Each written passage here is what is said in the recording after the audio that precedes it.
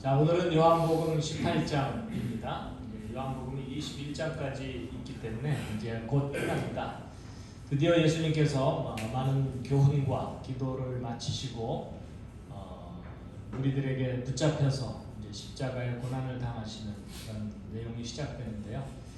먼저 본문 말씀을 쭉 한번 읽고 본문과 관련된 퀴즈를 좀 풀고 또 다시 본문을 되새기는 시간을 갖도록 하겠습니다. 자, 퀴즈가 있기 때문에 퀴즈를 100점을 맞기 위해서 눈에 불을 켜고 집중해서 말씀에 집중하실 수 있기를 바라겠습니다. 함께 읽으시겠습니다. 시작. 예수님께서 이 말씀들을 하시고 자기 제자들과 함께 기드론 시내 건너편으로 나가셔서 자기 제자들과 함께 거기에 있던 동산으로 들어가시니라. 예수님께서 자기 제자들과 함께 거기에 자주 가셨으므로 그분을 배반한 유다도 그곳을 갔더라. 그때 유다가 수제사장과 바리새인에게서 넘겨받은 사람들과 관속들 한 부대를 데리고 등과 횃불과 무기를 가지고 거기로 오니라.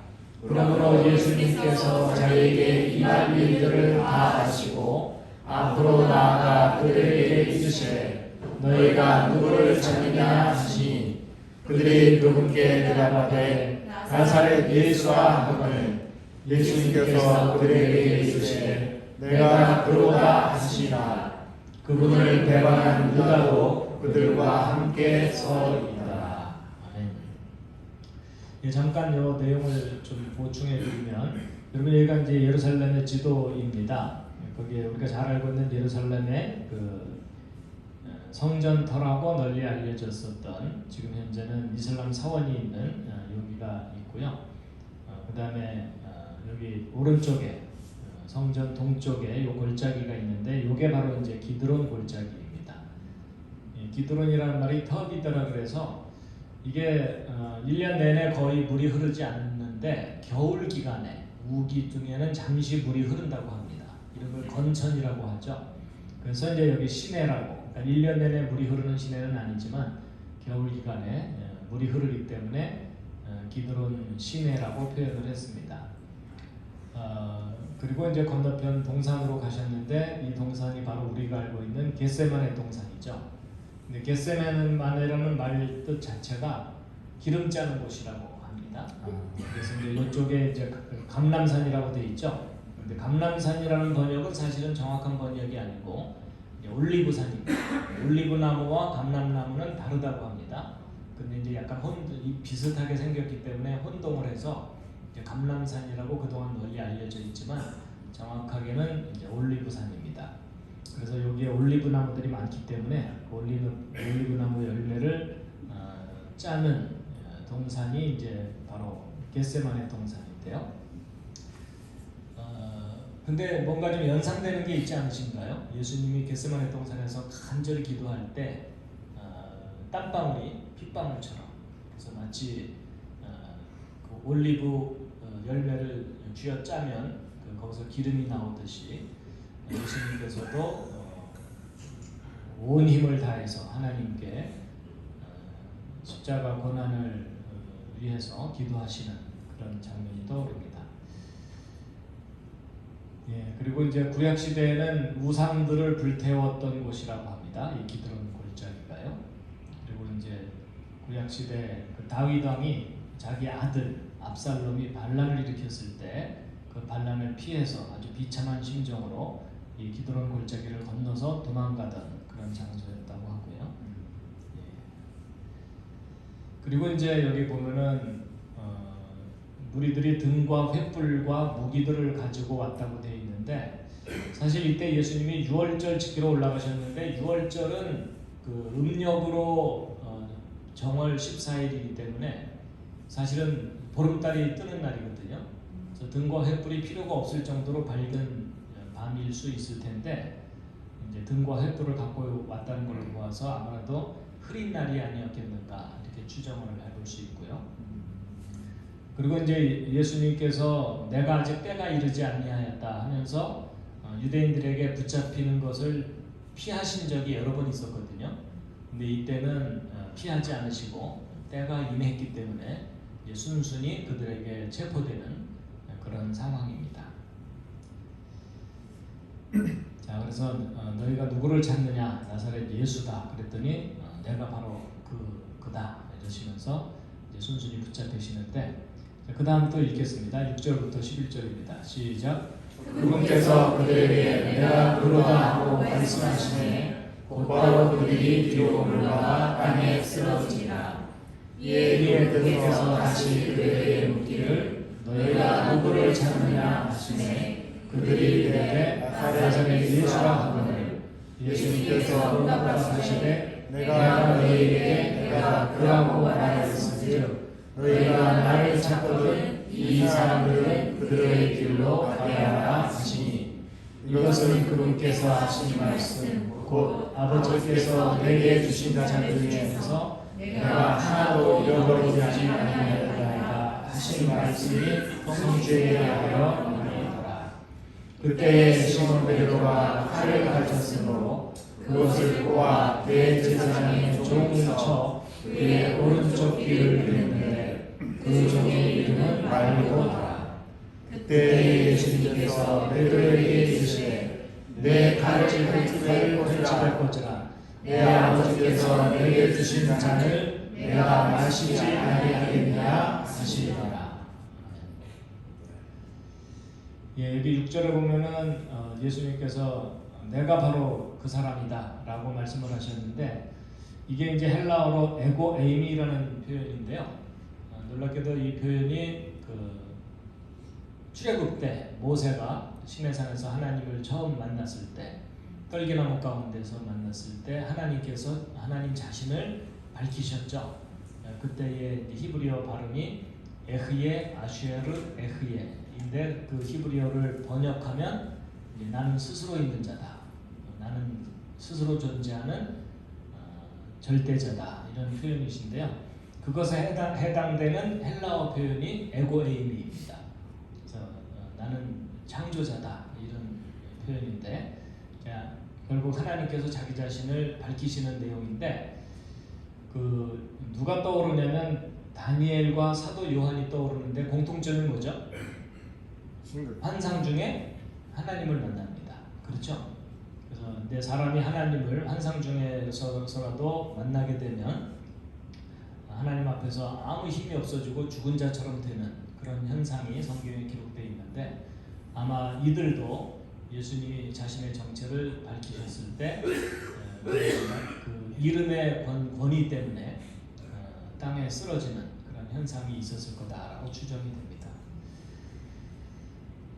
예, 그리고 이제 예수님께서 이제 자기 자신을 밝히신 다음에 제자들은 붙잡히지 않게 하기 위해서 내 제자들은 사로잡지 말아라, 이런 의미의 말씀을 하시죠. 그리고 이제 시몬 베드로가 칼로 대제사장의 종을 쳐서 오른쪽 귀를 베어냈는데, 여기 요한복음에는 나오지 않지만 다른 복음서에는 주님께서 다시 고쳐주시죠. 예, 고쳐주시고 그 종의 이름이 말고라고 되어 있는데, 참고로 이 말코스라고 하는 이 말은 히브리어로 바꾸면 멜렉이거든요. 이 멜렉이 뜻이 뭐냐면 왕입니다. 왕. 그래서 왕이라는 이름을 가진 종의 귀를 베었던 사건이 있고요. 또 요한복음에는 예수님의 겟세마네 기도가 기록되어 있지 않습니다. 그렇지만 겟세마네 기도와 연관된 표현이 나오는데, 이제 예수님께서 겟세마네 동산에서 기도하실 때 아버지여 이 잔을 내게서 지나가게 하여 주시옵소서. 그러나 내 뜻대로 마옵시고 아버지의 뜻대로 하옵소서. 그래서 이제 예수님께서 하나님께서 예정하신 그 고난의 잔을 이제 마시겠다라는 말씀을 하시는데, 그 표현을 베드로에게도 하십니다. 자, 12절부터 16절 또 읽겠습니다. 시작. 이에 그 부대와 대장과 유대인들의 권속들이 예수님을 붙잡아 결박하여 먼저 안나스에게로 끌고 갔으니 이는 그가 그 해의 대제사장이 가야바의 장인이었기 때문이더라. 이제 가야바는 유대인들에게 한 사람이 백성을 위해 죽는 것이 유익하다고 권고하던 자라. 시몬 베드로와 또 다른 제자 하나가 예수님의 뒤를 따라갔는데 그 제자는 대제사장을 알므로 예수님과 함께 대제사장의 관저로 들어갔으나 베드로는 바깥에 문 곁에 서 있더라. 그때에 대제사장 하나는 그 다른 제자가 나가서 문을 지키던 여자에게 말하여 베드로를 데리고 들어오니라. 예, 사실은 그 예수님을 붙잡았으면 그때 당시에 그 이스라엘 사람들의 지도자가 이제 대제사장인데 대제사장 가야바에게 먼저 끌고 갔어야 되는데 안나스에게 끌고 갔던 이유가 뭘까요? 이 안나스는 가야바의 장인인데 사실은 안나스가 대제사장이었어요. 그리고 대제사장직은 종신직이기 때문에 그 해임할 수가 없거든요. 특별한 문제가 없는 한. 근데 그때 당시 이제 로마의 지배를 받고 있던 상황이라 로마가 뭔가가 마음에 안 들어서 안나스의 대제사장직을 박탈합니다. 박탈하고 이제 다른 대제사장을 세웠다가 그 후에 또 다시 해임시키고 안나스의 사위인 가야바를 대제사장으로 임명을 하죠. 그렇지만 이제 유대인들은 한 번 대제사장이면 죽을 때까지 대제사장으로 인식하고 있기 때문에 비록 안나스가 대제사장직에서 해임되긴 했지만 유대 지도자들은 안나스를 여전히 대제사장으로 인정하고 있었던 상황이라서 먼저 원로 대제사장인 안나스에게로 끌고 갔었고 이제 거기서 끌고 갔긴 했지만 공식적으로는 가야바가 대제사장이기 때문에 이제 두 번째로 가야바에게로 데리고 갑니다. 예수님을. 예, 그리고 이제 그들이 대제사장 집으로 들어갈 때 관저로 들어갈 때에 여기 베드로하고 또 다른 제자 하나라고 간접적으로 표현을 했지만 아마도 사도 요한일 가능성이 높다라고 추정을 합니다.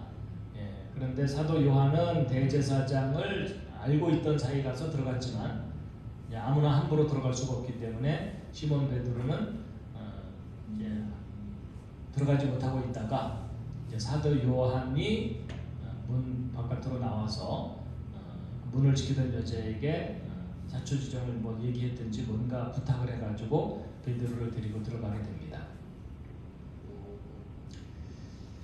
자, 17절부터 21절도 읽겠습니다. 시작. 그때 문을 지키던 소녀가 베드로에게 이르되 너도 이 사람의 제자들 가운데 하나가 아니냐 하니 그가 이르되 나는 아니라 하더라.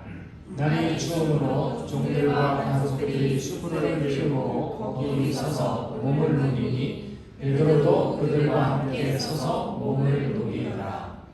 그때에 대제사장이 예수님께 그분의 제자들과 그분의 가르침에 대하여 물으니 예수님께서 그에게 응답하시되 내가 드러내놓고 세상에 말하노라. 내가 유대인들이 늘 모이는 회당과 성전에서 항상 가르쳤고 아무것도 미련하게 가르치지 아니하였거늘 네가 어찌하여 내게 묻냐. 내가 그들에게 무슨 말을 하였는지 내 말을 들은 자들에게 물어보라. 보라, 그들이 내가 말하는 것을 아노라 하시니라. 여기 보면은 베드로가 예수님을 3번 부인할 거라고 예수님이 예언을 하셨죠. 근데 이제 그게 이루어지는 장면이죠. 근데 첫 번째 베드로가 예수님을 부인하도록 질문한 사람이 문 지키던 소녀인데 대제사장 집의 종이죠. 여종이죠. 그게 이제 베드로에게 네가 예수의 제자 중에 하나가 아니냐 이렇게 물었을 때 베드로가 나는 아니라고 부인을 했고요. 그게 첫 번째 부인이죠. 그리고 날이 춥다고 되어 있는데 6월절이면은요 구약 음력으로 정월 보름이거든요. 보름쯤인데 우리 양력으로 바꾸면 양력 3, 4월쯤입니다. 봄이 오기 조금 전이죠. 늦은 겨울 내지는 초봄 이때쯤이라 아직 날씨가 쌀쌀할 때입니다.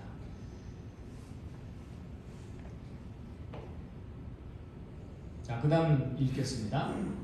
22절부터 27절 읽으시겠습니다. 시작. 그분께서 이렇게 말씀하시되 곁에 서 있던 안소풀 중에 하나가 손바닥으로 예수님을 치며 이르되 내가 대제사장에게 이같이 대답하느냐 하니 예수님께서 그에게 응답하시되 내가 악한 것을 말하였으면 그 악한 것에 대하여 증언하라. 그러나 잘 말하였으면 어찌하여 내가 나를 치느냐 하시더라. 이제 안나스가 그분을 결박한 채로 대제사장 가야바에게 보내니라. 시몬 베드로가 서서 몸을 누르더라. 그러므로 그들이 그에게 이르되 너도 그의 제자 가운데 하나가 아니냐 하매 베드로가 부인하여 이르되 나는 아니라 하니라. 대제사장의 종들 중 하나는 베드로가 귀를 댄 사람의 친척이더라. 그가 이르되 그와 함께 동산에 있던 너를 내가 보지 아니하였느냐 하니 그때에 베드로가 다시 부인하매 곧 수달이 일어나더라. 예, 예수님이 이제 대제사장의 신문에 이제 바로 대답하지 않고 다른 이야기로 돌려서 이야기를 하니까 불손하다라는 그런 의미로 그 관속 중에 하나가 예수님을 이제 손바닥으로 예수님을 쳤다는 것이 아마도 뺨을 때렸을 가능성이 높죠. 그런데 이사야서 50장 6절에 예수님이 그런 고난을 당하시는 수치를 당하시는 그런 내용이 예언되어 있습니다. 참고로 이사야서 50장 6절에 있는 말씀을 읽으시겠습니다. 시작. 때리는 자들에게 내 등을 내주고 털을 뽑는 자들에게 내 뺨을 내주며 수치와 찌빼김을 피하려고 내 얼굴을 가리지 아니하였도다. 사실 예수님은 하늘에서 오신 분이기 때문에 능력이 있으시기 때문에 뺨을 치려고 그러면 재빨리 피하실 수도 있고요. 그렇죠? 예, 그분의 권세로 그것을 못하게 하실 수도 있는데 그 수모를 그대로 예언된 대로 당하셨다라는 내용이죠. 예, 오른쪽에 있는 이 작은 사진은 베드로가 예수님을 3번 부인하고 나서 통곡을 했다라고 이제 다른 복음서에 나오는데 베드로가 통곡했다는 것을 기념해서 교회를 세운 통곡교회라고 합니다. 예루살렘에 있습니다. 자, 계속해서 읽겠습니다. 28절부터 32절입니다. 시작. 그 뒤에 그들이 예수님을 가야바에게서 데려다가 재판장으로 끌어오는데 때는 이른 아침이라. 그들이 자신을 더럽히지 아니하고 유월절 어린 양을 먹기 위해 재판장으로 들어가지 아니하더라. 그때에 빌라도가 그들에게 나가서 이르되 너희가 이 사람에 대해 무슨 고소고리를 가져오느냐 하매 그들이 그에게 대답하여 이르되 그가 범죄자가 아니었더라면 우리가 당신에게 그를 넘겨주지 아니하였으리라 하거늘. 이에 빌라도가 그들에게 이르되 너희가 그를 데려다가 너희 법대로 그를 재판하라 하니 그러므로 유대인들이 그에게 이르되 우리가 사람을 죽이는 것은 법에 어긋나나이다 하니라. 이것은 예수님의 말씀 곧 그분께서 자기가 어떤 죽음으로 죽을지 표적으로 보여주시며 하신 말씀을 성취하려 함이더라. 예, 이제 유대인들이 자기들의 법으로는 예수님을 죽일 수가 없거든요. 왜냐하면 그때 당시 로마가 지배하고 있던 당시에 로마가 사형 집행권은 총독에게만 부여를 했고 이제 자치적으로 자치 정부들, 그러니까 그들의 식민지죠. 자치 정부 치리자들에게는 사형권을 주지 않았기 때문에 유대인들이 자기들이 예수님을 죽이고 싶었어도 사형권이 없으니까 총독 빌라도에게 끌고 가서 사형 선고를 내려달라라고 부탁을 하는 거죠. 예, 그래서 이제 빌라도 총독의 그 재판정에 예수님을 데리고 가는데 그때가 이른 아침이라고 되어 있는데 이제 아침 6시쯤입니다. 요한복음의 제6시에 빌라도가 재판을 했다라고 되어 있는데 그게 이제 아침 6시입니다. 사실 빌라도는 이때 쉬고 있어야 되는데 유대인들이 너무 극성으로 예수님을 처형하려고 요구를 하니까 밀란이 일어날 걸 피하느라고 그들의 요구를 들어주는 상황이고, 그 다음에 이제 그날 저녁에 유대인들은 그들의 절기에 따라서 유월절 어린 양을 먹는 날이거든요. 근데 유월절 어린 양을 먹으려면 자기들이 부정하면 안 되기 때문에 빌라도의 재판정에 들어가질 않습니다. 그리고 바깥에 모여갖고 이제 계속 빌라도에게 요구를 하는 거죠. 그러니까 이제 빌라도는 바빠졌어요. 그들이 재판정 안으로 들어오면 바로 대화하면서 재판을 진행시키면 되는데, 이제 빌라도가 예수님이 신문했다가 바깥에 나와서 얘기 나누다가 다시 들어가서 또 예수님을 신문하고 이런 식으로 빌라도가 이제 들락날락하면서 재판을 진행시키는 상황입니다. 그리고 이제 그 예수님을 재판했을 때에 유대인들이 불법을 저질렀는데, 그게 왜 불법이냐면 밤에는 그 혐의자를 재판할 수가 없습니다. 근데 이제 예수님을 밤에 재판을 했고, 또 재판을 한다 하더라도 일단 재판이 시작됐을 때 시작된 당일날 유죄 판결을 내릴 수 없다고 되어 있습니다. 충분한 시간을 가지고 유죄 판결을 내려야 되는데 너무나 속성으로 예수님에게 유죄 판결을 내리고 예수님을 빌라도에게 끌고 간 것입니다. 그것이 유대인들의 불법입니다. 자, 계속 읽겠습니다. 33절부터 36절 시작. 이에 빌라도가 다시 재판정에 들어가 예수님을 불러 그분께 이르되 내가 유대인들의 왕이냐 하매 예수님께서 그에게 대답하시되 내가 스스로 이것을 말하느냐 아니면 다른 사람들이 나에 대하여 내게 그것을 말하였느냐 하시니 빌라도가 대답하되 내가 유대인이냐 네 민족과 수제사장들이 너를 내게 넘겨 주었느니라 내가 무엇을 하였느냐 하매 예수님께서 대답하시되 내 왕국은 이 세상에 속하지 아니하니라. 만일 내 왕국이 이 세상에 속하였더라면 내 종들이 싸워서 나를 유대인들에게 넘겨주지 아니하였으나 그러나 지금은 내 왕국이 여기에서 나지 아니하니라 하시니라. 내 왕국이 이 세상에 속하지 아니하였다라는 표현은 내가 로마에 대항해서 새로운 나라를 세우려는 게 아니다, 이런 의미이죠. 내가 로마법을 어긴 것은 아니다, 이런 말씀을 하는 것일 수도 있습니다. 자, 마지막 부분입니다. 읽겠습니다. 시작. 그러므로 빌라도가 그분께 이르되 그러면 내가 왕이냐 하니 예수님께서 대답하시되 내가 왕이라고 내가 말하는도다. 내가 이런 목적으로 태어났으며 이런 까닭으로 세상에 왔나니 곧 나는 진리에 대하여 증언하려 왔다.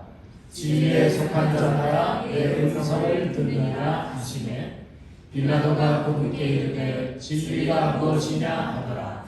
그가 이 말을 하고 다시 유대인들에게로 나아가 그들에게 이르되 나는 그에게서 아무 잘못도 찾지 못하노라.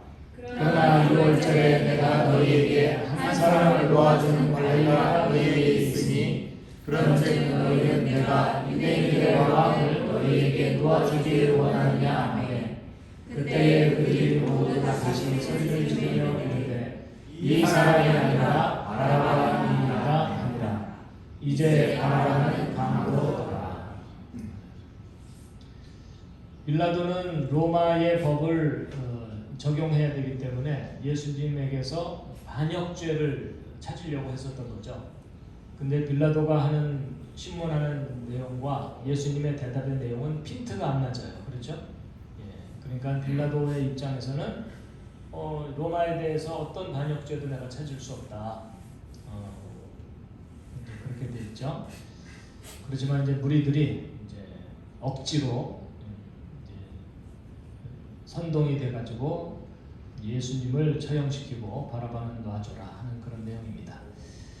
자, 이게 이제 본문 말씀인데요. 이제 우리 본문 말씀을 되새기기 위해서 우리 퀴즈를 한번 풀어보도록 하겠습니다. 자, 기도하신 후 제자들과 함께 가신 장소는 어디였죠? 예, 요한복음에는 겟세마네라고 직접 표현되어 있지는 않고 예, 기드론 심의 건너편 동산에 가셨다 이렇게 되어 있습니다. 예, 바로 겟세마네 동산이죠. 가룟 유다도 그 장소를 알고 있나요? 근거가 있나요? 예, 자주 가던 곳이었어요. 그렇죠? 함께 자주 가셨으므로 배반한 유다도 그 장소를 당연히 알고 있었기 때문에 이제 가룟 유다가 그 장소로 간 걸 확인하고 무리들에게 간 건 아니겠죠. 그렇지만 분명히 그쪽으로 갔을 거다 하고 끌고 왔겠죠. 자, 유다와 동행한 사람들은 어떤 사람들이었죠?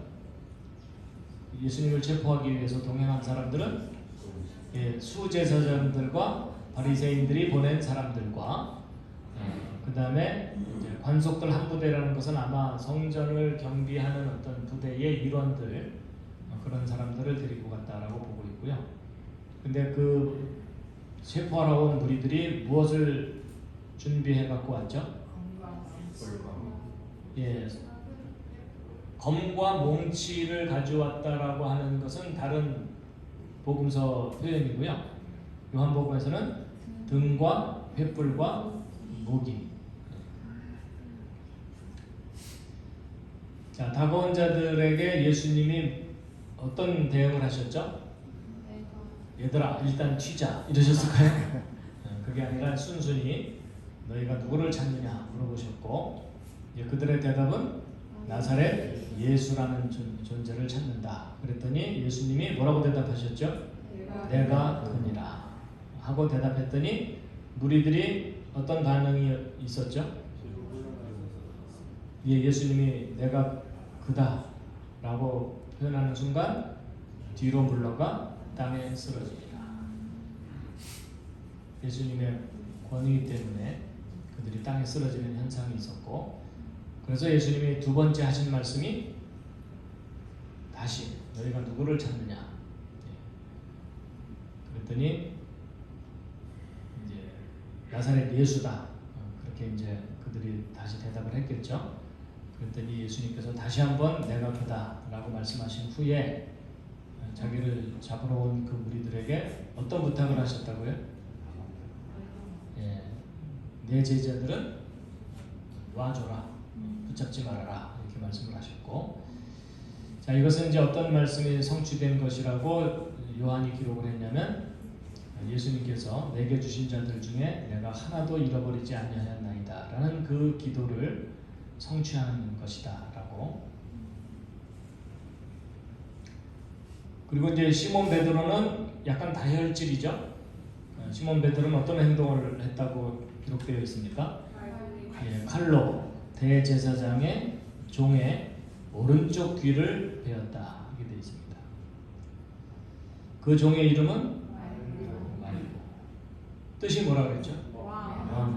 멜렉이라는 뜻을 가지고 있다고 했습니다. 근데 베드로의 그런 즉각적인 행동에 대해서 예수님이 뭐라고 말씀하셨을까요? 첫 번째는 칼을 내 칼집에 도로 꽂아라. 칼을 사용하지 말아라. 사실은 저 칼은 베드로가 왜 갖게 됐을까요? 요한복음에는 안 나오지만요. 다른 복음서를 보게 되면 예수님이 겟세마네 동산 가기 전에 제자들에게 오히려 준비를 시켰어요. 칼이 있는 자는 칼을 소유하라고. 그랬더니 제자들이 우리가 칼이 2개가 있습니다. 이랬거든요. 근데 그 칼을 예수님을 위해서 사용하라고 준비시킨 건 아니었던 것 같아요. 그러니까 이제 칼 사용하지 말라고 하신 거고 너희들 자신을 위해서 너희들을 보호하기 위해서 칼을 준비해라 이런 의미로 칼을 준비시켰던 것 같습니다. 그리고 이제 두 번째 하신 말씀이 함께 읽겠습니다. 시작. 내 아버지께서 내게 주신 잔을 내가 마시지 아니하느냐. 내가 이 잔을 피할 수 없다라고 말씀을 하셨고요. 자, 예수님을 결박하여 그들이 먼저 누구에게로 끌고 갔죠? 안나스. 안나스는 어떤 사람이었다고요? 가야바의 그의 대제사장 가야바의 장인인데 이제 그보다도 더 중요한 것은 원래 대제사장이었어요. 그렇죠? 근데 로마에 의해서 강제로 해임당했지만 유대인들은 여전히 그를 대제사장으로 여겼던 거죠. 그들의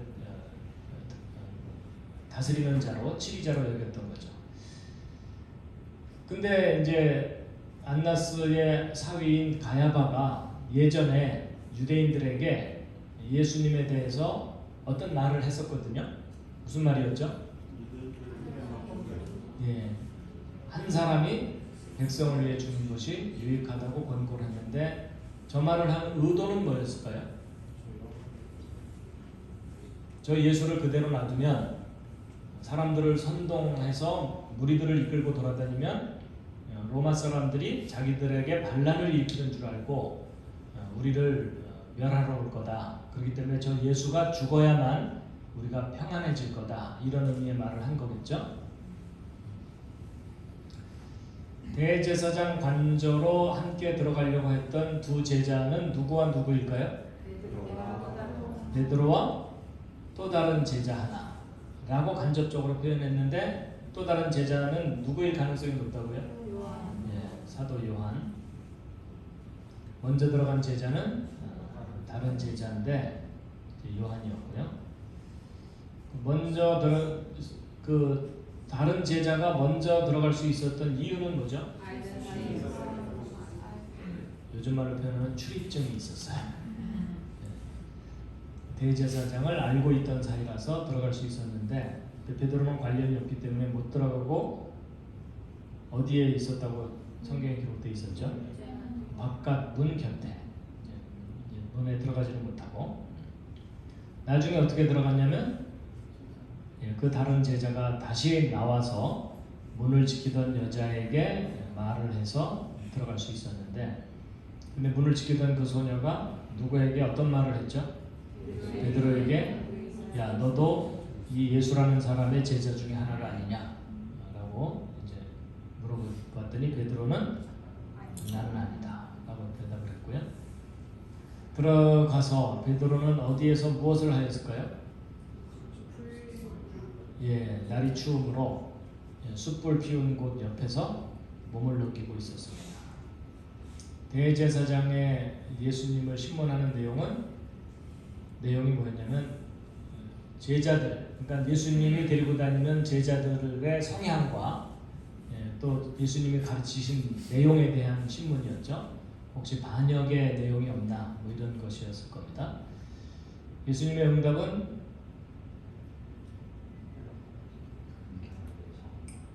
그렇게 신문하는 내용에 대해서 어떤 응답을 했죠?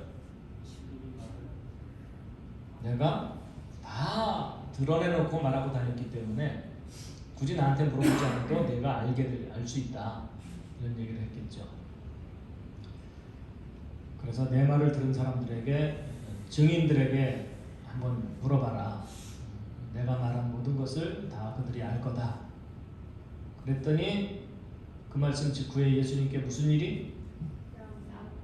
뺨을 맞았어요. 그렇죠? 반석 중에 하나가 네가 감히 대제사장에 불손하게 묻는 대로 그대로 대답을 해야지 왜 돌려서 대답하느냐 뭐 이런 의도겠죠. 예수님의 응답은 그 관석에게 뭐라 그랬을까요?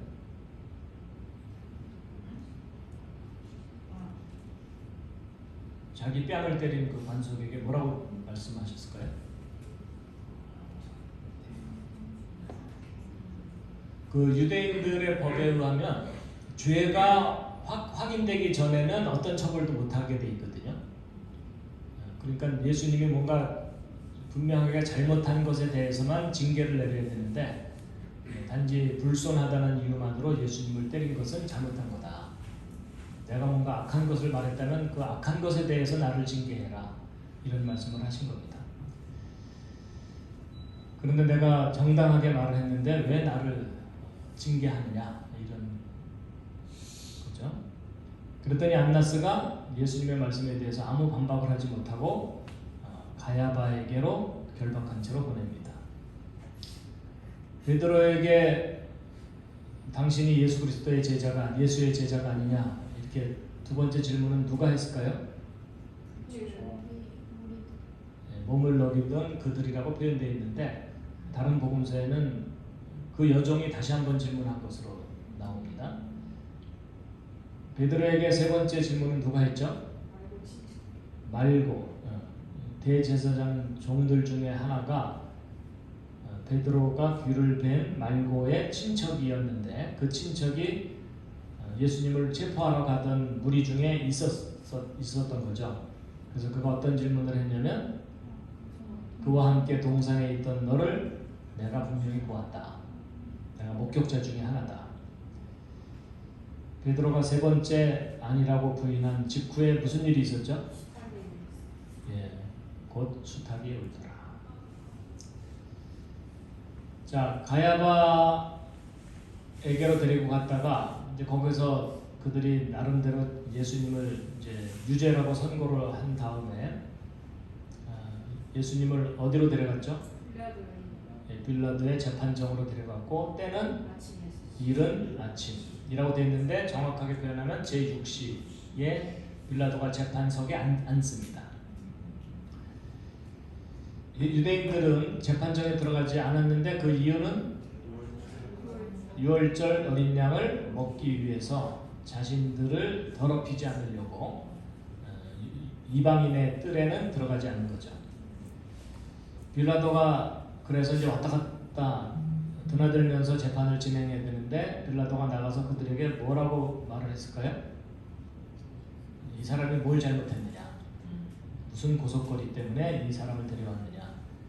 그들의 대답은 구체적으로 뭐가 잘못됐다고 말하지 않고 하여튼 잘못했으니까 데려왔겠지 뭐 이런 거죠. 그렇죠? 빌라도의 응답은 나한테 데려오지 말고 너희들 법대로 처리를 해라. 그랬더니 유대인들이 우리에게는 사형 집행권이 없다. 당신이 사형 집행권을 갖고 있으니까 당신이 사형 선고를 해달라. 이것은 예수님이 어떤 죽음으로 죽을지 표적으로 보여주시며 하신 말씀이 성취된 것이다. 불법적으로 죽게 된 거라는 거죠. 그래서 예수님께 되돌아온 후 빌라도가 어떤 질문을 했죠? 내가 유대인들의 왕이냐? 예수님의 대답은 네가 스스로 알아서 한 표현이냐 아니면 사람들이 나를 그렇게 부르기 때문에 너도 그렇게 너도 그렇게 나에게 질문하는 거냐 이런 거였죠. 그랬더니 빌라도가 내가 유대인이냐? 나는 유대인이 아니라서 모른다. 그리고 어쨌든 네가 속한 민족과 너의 지도자들이 너를 나한테 넘겨준 거다. 근데 도대체 내가 무슨 짓을 했길래 이 사람들이 나에게 데리고 온 거냐? 그랬더니 예수님의 대답은 내 왕국은 이 세상에 속하지 아니하다. 그 빌라도가 볼 때는 너무 뜬금없는 대답들이에요. 그렇죠? 예, 전혀 엉뚱한 관점의 대답을 하니까. 그러면서 그 다음에 예수님이 하신 말씀이 만일 내 왕국이 이 세상에 속하였더라면 내 종들이 싸워서 어떻게 했을 거다? 나를 유대인들에게 넘겨주는 것조차 하지 않았을 거다. 그러나 지금은 내 왕국이 여기에서 나지 아니했다. 이 땅에 속한 것이 아니다. 빌라도의 질문은 그러면 내가 왕이냐? 아까 질문하고 좀 차이가 있죠? 아까는 네가 유대인의 왕이냐 이렇게 질문을 했는데 이번에는 네가 왕이냐 이런 질문을 했어요. 그랬더니 예수님이 뭐라고 대답했죠? 하여튼 예수님의 대답은 이상하게 예상할 수 없는 대답을 하세요. 내가 왕이라고 네가 말하고 있다. 그래서 내가 이런 목적으로 여기 이런 목적이 뭘까요? 이런 목적, 하나님 말씀 이런 이유로 세상에 왔다. 그게 뭘까요? 내가 이 세상에 온 목적이 무엇에 대해서 증언하려고 온 거다. 말씀 뭘까요? 진리 진리입니다. 왕이 되고 이러는 게 중요한 게 아니라 나는 진리를 이 세상에 증언하려고 온 거다. 근데 저 진리의 내용이 뭐였죠? 옆에 있는 분과 상의해 보시겠습니다. 진리의 내용이 뭐였죠? 하나님이 부르신 예수님이 하신 말씀들을 좀 떠올리시면 예수님께서 하신 말씀 중에 내가 곧 길이요 진리요 생명이라 그랬으니까는 하나님께로 가는 올바른 길이 바로 나다. 그래서 사실 나를 증언하려고 온 거다. 진리에 속한 자마다 무엇을 듣느니라? 내 음성을 듣느니라. 그랬더니 빌라도가 또 무슨 질문을 했냐면 진리가 뭐냐? 그리고 나서는 그 진리를 알려고 하지를 않고 곧바로 빌라도가 바깥으로 나가더니 이제 내가 6월절마다 특별 사면을 해서 누군가 한 사람을 풀어주는데 이 예수를 풀어주랴 바라바를 풀어주랴 이렇게 물어보죠. 근데 유대인들이 어느 쪽을 택했다고요? 예, 바라바입니다. 바라바는 어떤 인물이라고 표현했냐면 강도. 여기까지입니다.